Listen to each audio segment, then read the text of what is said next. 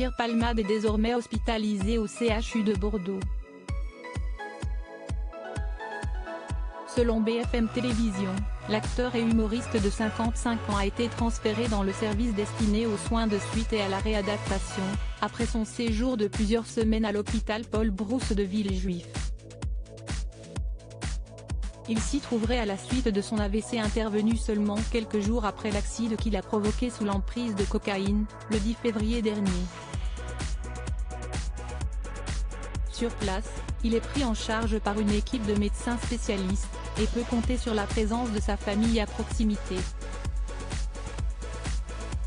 En effet, le choix d'établissement bordelais pour la suite de la convalescence de Pierre Palmade ne semble pas être un hasard.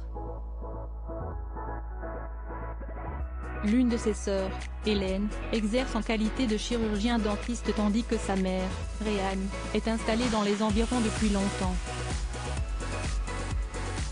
Son transfert est jugé compréhensible par Baba Khan, le cousin du père grièvement blessé dans l'accident. C'est normal que sa mère puisse venir le voir. On respecte ça. Elle veut le protéger, a-t-il indiqué à nos confrères du Parisien. Pierre Palmade, François Cluzet, Benoît Magimel. Les stars sans tabou sur leurs addictions. Pierre Palmade est toujours sous contrôle judiciaire. Pierre Palmade reste mis en examen pour homicide et blessures involontaires.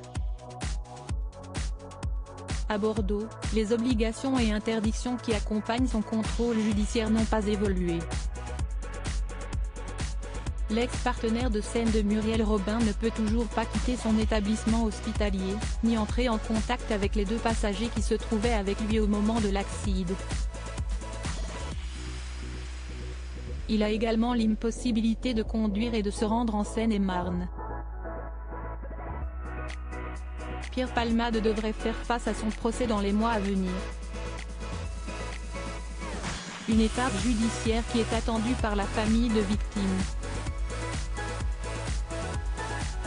L'essentiel, pour nous, c'est qu'il soit jugé, a indiqué Baba Khan, le cousin du père grièvement blessé dans l'accident.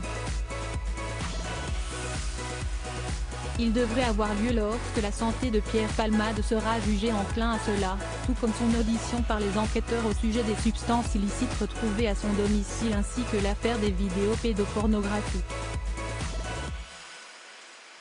Crédit photo, Gouye, Jacques Ovide.